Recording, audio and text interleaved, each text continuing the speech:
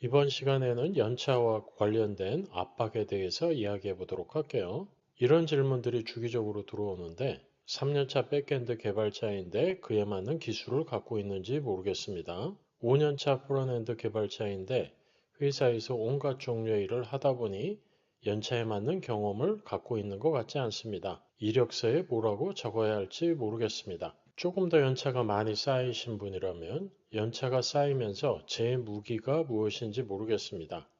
이런 질문들이 조금씩 다른 모양으로 많이 들어와요. 처음에는 이런 질문을 하는 이유가 무엇인지 제가 정확히 이해를 못했는데 하도 많이 듣다 보니까 어느 정도 패턴을 찾은 것 같아서 오늘은 그 이야기를 해보도록 할게요.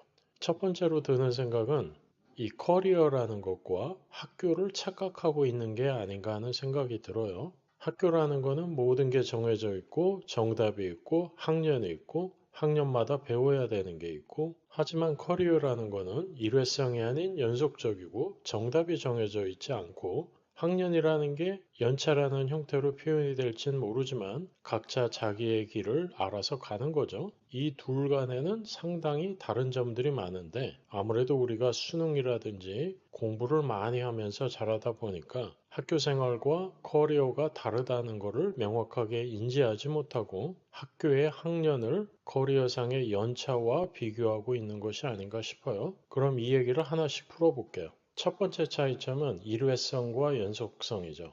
학교라는 거는 한 번 다니고 끝나는 건데 우리가 하도 어렸을 때부터 공부 이야기 듣고 좋은 대학 가야 된다는 압박 속에 살다 보니까 그 생각이 커리어에도 자연스럽게 이어져서 마치 취업 준비를 오래 하면 좋은 기업에 갈 수 있을 거라고 생각을 하게 되고 좋은 기업에 가면 내 커리어 완성됐다고 착각하기 쉽다는 건데 학교는 한 번 다니고 끝이지만 커리어는 50년, 60년 계속해서 이어지는 거기 때문에 연속성이 있다는 거고요. 원하건 원하지 않건 회사 하나만 다니고 내 커리어가 끝나는 그런 세상은 이미 지났어요. 평생 직장이라는 거는 더 이상 존재하지 않는단 말이에요. 결국 커리어는 일회성이 아니라 50년, 60년 계속해서 이어지는 연속성이 있다는 거. 또 다른 포인트는 좋은 기업의 정의인데 좋은 기업이 사람이 좋고 뭔가 내가 성장을 할 수 있는 곳이고 이렇게 내가 원하는 것이 무엇인지 그 관점에서 바라보는 게 아니라 대부분 좋은 기업이라고 하면 큰 기업, 대기업을 좋은 기업이라고 생각하는 그런 성향들이 있죠. 한국에 있는 기업들 중에 대기업의 수는 몇 퍼센트 정도밖에 되지 않을 거예요. 그 얘기는 뭐냐면 대부분의 사람들은 대기업을 가고 싶어도 갈 수 없다는 거. 그리고 대기업에 간다고 해서 다시 한번 내 커리어가 완성되지 않는다는 거죠. 다음으로 학교는 커리큘럼이 정해져 있죠. 학년이 정해져 있고 몇 학년이 되면 무엇을 배워야 된다, 교과서가 있고 또 그런 교과서뿐만이 아니라 공부할 수 있는 참고서 같은 것들이 있고 거기에 보면은 문제가 있고 정답이 있죠. 하지만 커리어는 이런 학년이라는 게 정부에서 정한 것도 없고 기업에서 정한 것도 없잖아요. 결국 뭐냐? 각자 자기가 길을 만들어 가야 된다는 거고 그 과정에 굉장히 많은 모호한 지점들이 있겠죠. 정답이 있지 않단 말이에요. 그러다 보면 내가 원하는 게 무엇인지 생각해 보지 않고 학교에서 하라는 대로 살던 사람들이 커리어를 시작하게 되면 초반에 아무래도 혼란스럽다고요. 어느 누구도 이런 걸 해라 라고 명확하게 이야기해 주지 않고 정답이 정해져 있지 않단 말이에요. 결국 또 다른 차이점은 뭐냐?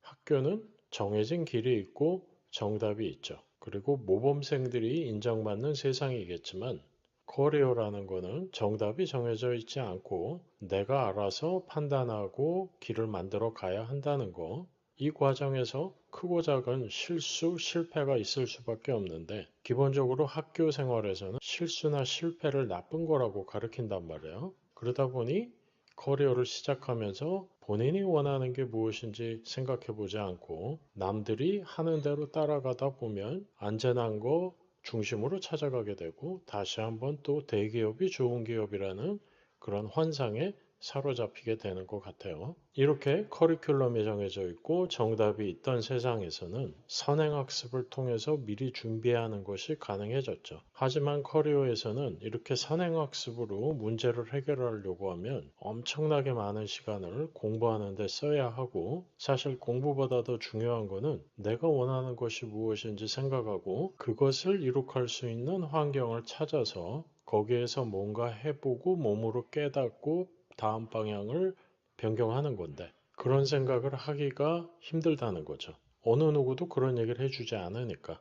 그래서 제가 이번에 낸 책의 이름이 실패는 나침반이다. 뭐냐면 내가 원하는 게 무엇인지 항상 생각해보고 그것을 실현해 볼 수 있는 환경을 찾아서 현재에 집중해 보라는 거. 그 과정에서 크고 작은 실수, 실패가 있겠지만 그게 진짜 실수, 실패가 아니라 내가 다음번 방향을 설정하는 데 도움을 주는 나침반이라는 거죠. 연차에 관한 압박은 결국은 학교와 커리어를 혼동하는 데서 나오는 것 같고요. 마치 정해진 커리큘럼이 있는데 그 커리큘럼이 무엇인지 모르겠으니까 내가 지금 뒤처지는 것은 아닌지 불필요하게 걱정을 하면서 본인을 못 살게 구는 거라고 생각돼요.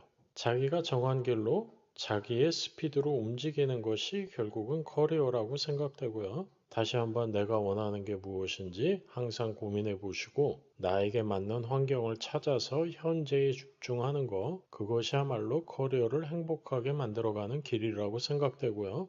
그 과정에서 남하고 너무 비교하지 마시고 불완전한 나를 있는 그대로 사랑하는 것, 건강한 커리어를 만들어가는 기본이라고 생각을 해요. 그래서 이렇게 한국에서는 연차에 관한 압박을 받으면서 혹시 내가 뒤처지고 있는 건 아닌지 걱정을 많이 하는데, 실리콘밸리에서는 면접을 보거나 그럴 때 누군가 자기소개를 할 때 연차로 소개를 하는 거는 별로 들어본 적이 없어요. 보통 그냥 본인의 레벨을 이야기를 하죠. 주니어 개발자 누구누구입니다. 시니어 개발자 누구누구입니다. 연차를 굳이 얘기하지 않는다는 거예요.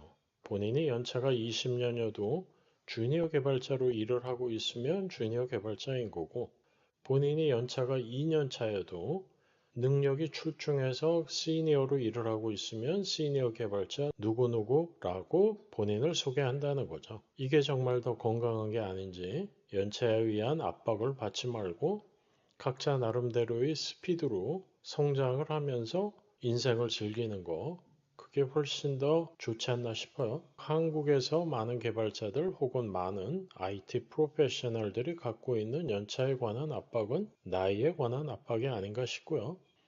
이번에 제가 5월 20일부터 6월 5일까지 한국 방문을 하고 왔는데 굉장히 많은 회사에 가서 커리어에 관한 톡, 스타트업 성장에 관한 톡을 했고요. 개인적으로 만난 분들도 굉장히 많았어요.